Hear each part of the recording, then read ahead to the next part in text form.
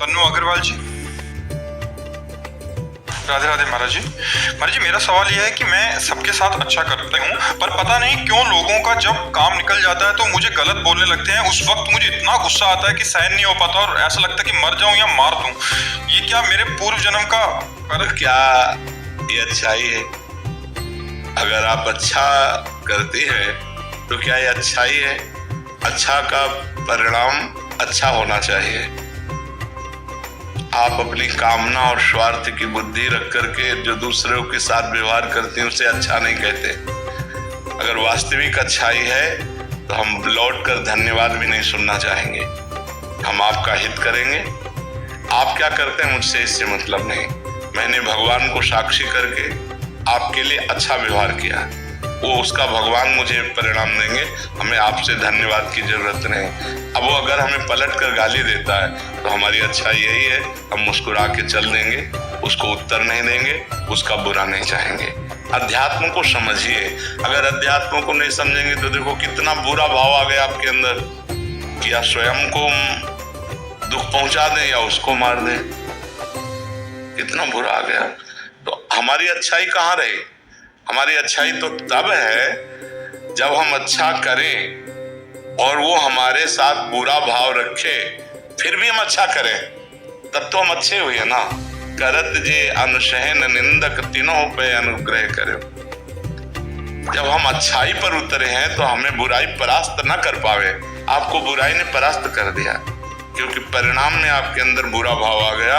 ऐसा ना अपने को ना उसको। वो तेरे विचार हैं, मैं तेरा मंगल करती रहूंगी, तुझे सदैव मंगल मनाती रहूंगी। अब ये तेरे विचार है कि तू हमारा मंगल मनाए तो हमारे प्रति बुरा भाव रखे। तेरे विचार वो भगवान देखेंगे। आपने बीच में कहीं भगवान को नहीं लाई, इसीलिए आप परेशान हो जाते हो। अगर भगवान को बीच में ले आवे कि मेरी अच्छाई का फल मुझे भगवान देगा और तेरी बुराई का फल तुझे देगा, मैं तेरी बुराई से परेशान नहीं होंगी, तो निश्चित समझो भगवान आपको बल देंगे, भगवान आपका सहयोग करेंगे, आपकी रक्षा करेंगे। हमारी बात मानिएगा और नाम जप कीजिएगा। डॉक्टर रघुराज जी, पंजाब से। राधे राधे जी, राधे राधे महाराज जी। महाराज जी, महाराज जी, महाराज जी, आप कह रहे हैं कि आप डॉक्टर हैं और दुनियावी ऊंचाइयों के बाद ये जीवन निष्फल सा लगता है महाराज जी। प्रभु मार्ग और माता पिता की सेवा ही जीवन का उपलब्धि लगती है महाराज जी। महाराज जी, ऐसे में मन की तृप्ति कैसे होगी? हाँ, भगवान से ही होगी मन की तृप्ति। और ये पवित्र हृदय का लक्षण है कि उसे संसार अरुचि में लगने लगे और सत्कार्य जैसे माता पिता की सेवा, संत सेवा, गौ सेवा, पशु पक्षियों की सेवा, समाज सेवा, ये प्रिय लगने लगे, परोपकार प्रिय लगने लगे और भगवान से प्रीति होने लगे, नाम अच्छा लगने लगे। और ये लगे कि संसार का परिणाम क्या है, हमारे आने का परिणाम क्या है? क्या रुपया? ये तो यहीं रह जाएगा। तो ये शरीर पुष्ट होना, ये भी यहीं रह जाएगा। तो क्या परिवार? ये भी यहीं रह जाएगा। तो है क्या? मैं यहाँ क्यों आया हूँ? मैं क्या कर रहा हूँ? मेरा लक्ष्य क्या है? नहीं, सब बावरे बने लगे, कोई मतलब नहीं। आप ऐसे देश में आए हैं, सब छीन लिया जाएगा आपका, सब छीन लिया जाएगा। आपका कहने वाला सब कुछ छीन लिया जाएगा। आप हमारी बात पर विचार कीजिए, कब छीन जाएगा कोई भरोसा नहीं। मान लो अभी दिल फेल हो गया, 1 सेकंड में सब छीन गया आपका। अब आप और आपका केवल कर्म आपके साथ जाएगा, बस। ना आपके कोई साथी, मित्र, पत्नी, पुत्र, परिवार, रुपया, पैसा, कुछ पद प्रतिष्ठा सब चली जाएगी, सब यहीं छूट जाएगी। एकमात्र भगवान का नाम और आपका किया हुआ कर्म आपके साथ जाएगा।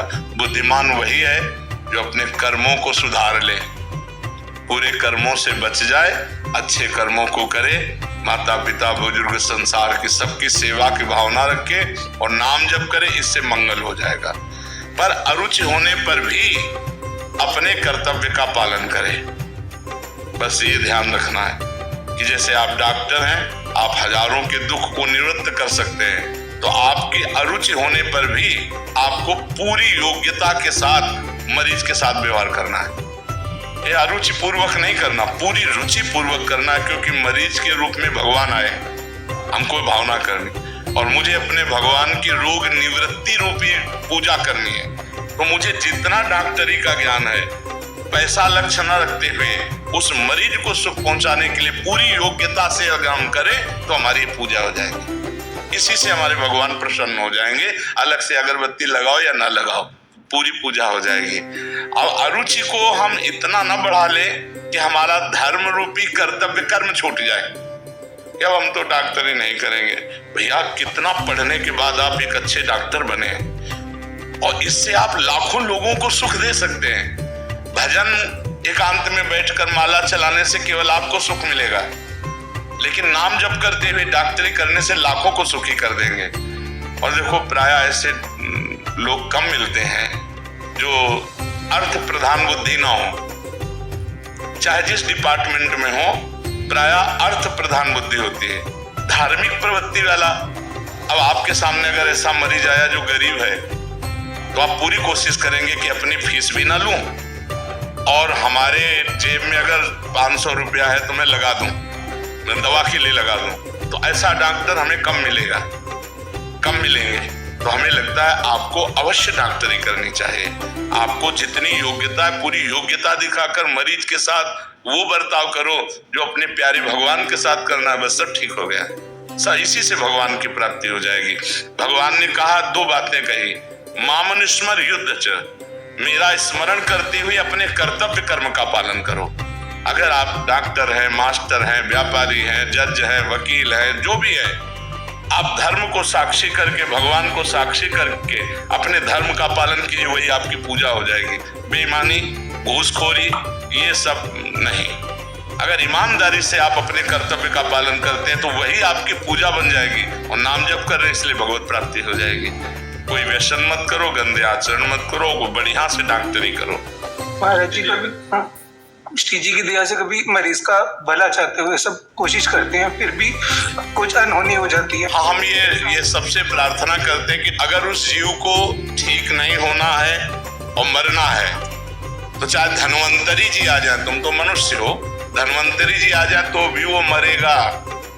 घर परिवार वालों को इतना धैर्य रखना चाहिए कि डॉक्टर कोई भगवान नहीं कि वो ठीक ही कर देगा, वो अपना प्रयास करेगा। अब वो नहीं ठीक होता है, वो मर जाता है, तो उसका भी तो भाग्य है, उसका भी तो प्रारब्ध है। हाँ, डॉक्टर को कमी नहीं रखनी चाहिए, अपनी योग्यता भर पूरा प्रयोग करना चाहिए अपनी डॉक्टरी का, और फिर इसके बाद जो फल आता है वो उसके भाग्य की बात है। उसमें डॉक्टर क्या करे? अब उस डॉक्टर को लड़ो और मारो कि तुमने ऐसा नहीं, ऐसा नहीं। हाँ, कुछ हम ये नहीं कहते, कुछ प्रमादी होते हैं, कुछ अर्थलोलुप होते हैं, हम उनकी बात नहीं करते, लेकिन जो धर्मात्मा है, जो अपने कर्तव्य का पालन करते हैं, उनके द्वारा जो डॉक्टरी की जा रही है, अगर मरीज ठीक नहीं हो रहा, उसका परिणाम ठीक नहीं आ रहा, तो मरीज का भी प्रारब्ध है उसमें डॉक्टर का ही दोष न दिया जाए, मरीज का भी प्रारब्ध होता है। निधि अग्रवाल जी, वेस्ट बंगाल। मेरा नाम पूजा गोयल है। वेस्ट बंगाल। राधे राधे महाराज जी। महाराज जी आपके चरणों में कोटि कोटि जी। महाराज जी आपके सत्संग के माध्यम से गुरु महिमा और जीवन का लक्ष्य समझ पाई। महाराज जी मैंने गुरु दीक्षा ले रखी है, लेकिन ज्ञान के अभाव रहने के कारण जैसे भजन होना चाहिए था वैसे नहीं हुआ। गुरु अपराधी सी महसूस करती हूँ। जैसे कि आप कहते हैं कि गुरु तत्व एक ही है, हमारे गुरुदेव अंतर ध्यान हो चुके हैं, मैं आप में गुरु स्वरूप देखती हूँ। महाराज जी हमारे गुरु मानस जाप और मानस ध्यान की साधना बताते थे, लेकिन मेरा ध्यान ठीक से नहीं हो पाता, मन भटकता है। गुरुदेव आप नाम जाप पर जोर देते हैं कि कलयुग केवल नाम आधारा, तो महाराज जी मैं सिर्फ नाम जाप करूं तो क्या कल्याण हो जाएगा अगर ध्यान और साधना ये भी ना हो? बिल्कुल बिल्कुल बिल्कुल। जानबूझकर आग को छुओ या धोखे से आग छू जाए या कोई जबरदस्ती छुआ दे, तीनों प्रक्रियाओं में आग में दायिका शक्ति वो जला देगी आपको, वो आपको ताप पहुंचाएगी। ऐसे नाम में पाप नाशक, भगवदानंद प्रदान करने वाली, भगवत साक्षात्कार करने वाली शक्ति है। तो भाव कुभाव अनख आलसहु, नाम जपत मंगल दिशि दसो। चाहे भाव से जपो, कुभाव से, आलस्य से जपो, चाहे जैसे जपो, तुम्हारा मंगल हो जाएगा। जैसे अग्नि को किसी भी भाव से छुओ वो जला देगी। जैसे विष में मारण शक्ति है, वो मार देगा। तो श्रद्धा से पियो तो मर जाओगे, अश्रद्धा से पियो तो मर जाओगे, और कोई भूल से पिला दे तो मर जाओगे। तो जब ये प्राकृतिक वस्तुएं अपना प्रभाव दिखा के रखती है तो नाम तो चिदानंदमय है। भगवान राम का, कृष्ण का, हरि का, जो भी नाम प्रिय हो, यदि नाम जप करोगे तो आपका मंगल होगा, निश्चित इसी से भगवत प्राप्ति हो जाएगी और हो गई है। जो राम राम नहीं कह पाते थे, मरा मरा रटे, आपको पता है कि उन्होंने एक इतिहास की रचना कर दी जो आज हमारे भारत में वो सम्माननीय ग्रंथ है, वाल्मीकि रामायण। और जो राम नहीं कह पाते थे, सीधे वो ब्रह्म ऋषि हो गए।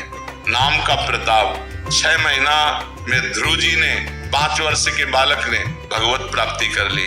गुरुदेव नारद जी के द्वारा उपदिष्ट भगवान के 12 मंत्र का जाप करके, प्रहलाद जी ने नाम के बल से ही हिरण्यकश्यप के हर वार को फेल कर दिया।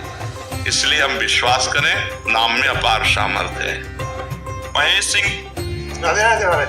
राधे राधे महाराज जी।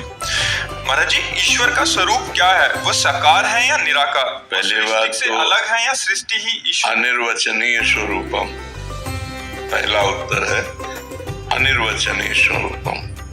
राम अतर्क बुद्धि मन वाणी, मत हमारे या सुनो भवानी।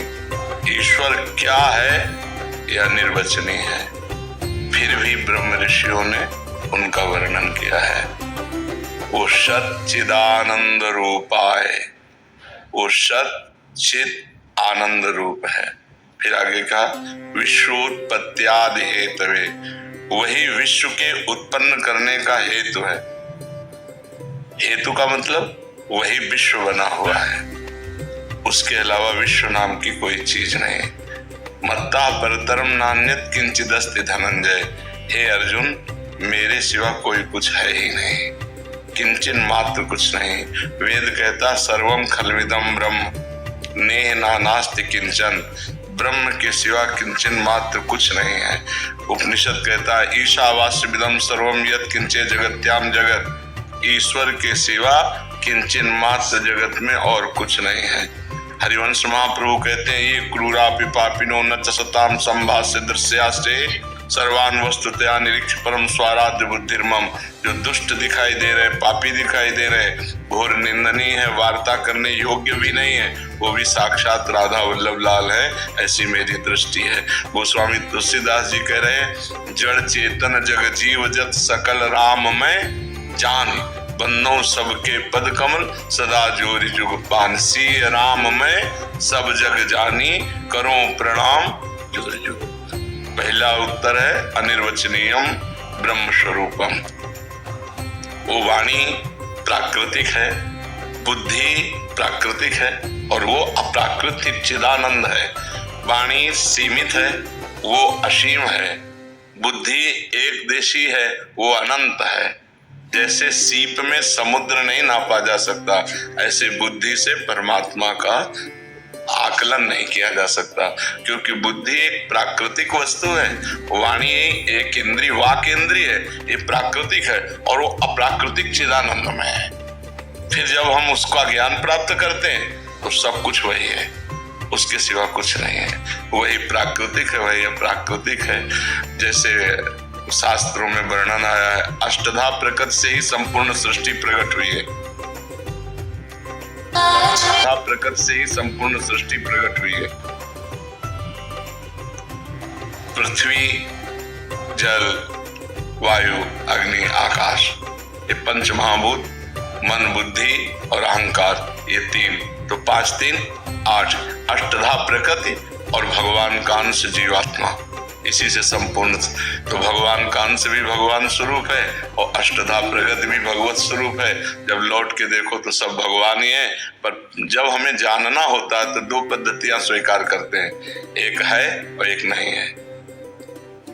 उपनिषदों में, शास्त्रों में वर्णन आया, जैसे ब्रह्म सत्यम जगन मिथ्या, ये सिद्धांत से चलते हैं और जब पहुंच जाते हैं तो वहां से देखते हैं तो सर्वम खलविदम ब्रह्म, कुछ मिथ्या नहीं, सब वही परमात्मा बना हुआ है, दूसरा कोई नहीं। समझ में आ रही बात है? नीलेश जी गुजरात से। राधे राधे पूज्य। राधे राधे महाराज जी। महाराज जी, अभिमान और स्वाभिमान में महाराज जी थोड़ा सा अंतर समझने का प्रयास कर रहे थे। अभिमान यानी अहंकार तो मनुष्य को का पतन करता है, मगर स्वाभिमान को भी क्या छोड़ना जरूरी है? आप स्वाभिमान किसे कहते हैं? अच्छा काम कर। वो अहंकार ही तो है। आप स्व को क्या जानते हैं? स्व को कहाँ जाना आपने?